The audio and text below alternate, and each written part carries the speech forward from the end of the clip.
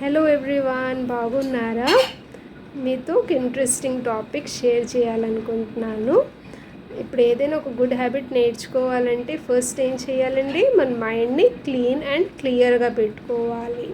For example, మీరు milk తీసుకుంటానికి వెళ్ళారు, 1 litre milk. ఆ మిల్క్ క్యాన్లో లోపల మట్టిగా ఉందనుకోండి. ఆ పాలతన్ దగ్గరికి వెళ్ళి పాలు ఇవ్వు అంటే ఆ పాలతను మట్టి క్యాన్ని చూసి పాలిస్తాడా?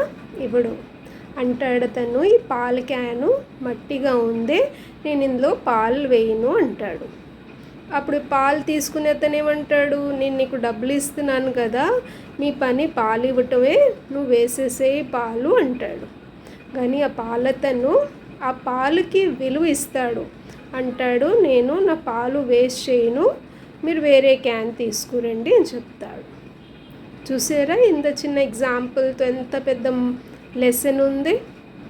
ఒక పాలతను 1 లీటర్ పాలు కోసమే మట్టి క్యాన్లో వేయట్లేదు. అలాగే మన లైఫ్లో ఏదైనా ఒక గుడ్ హ్యాబిట్ నేర్చుకోవాలి అనుకుంటే మన మైండ్ ఎంత నీట్గా, క్లీన్గా, క్లియర్గా, యాక్సెప్టింగ్ నేచర్లో ఉంటేనే మనది గుడ్ హ్యాబిట్ నేర్చుకుని ఫాలో అవ్వగలుగుతాం. So let us see that we are consuming good content to keep the mind clean and clear.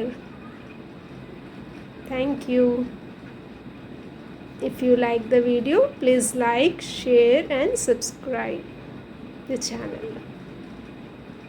Thank you.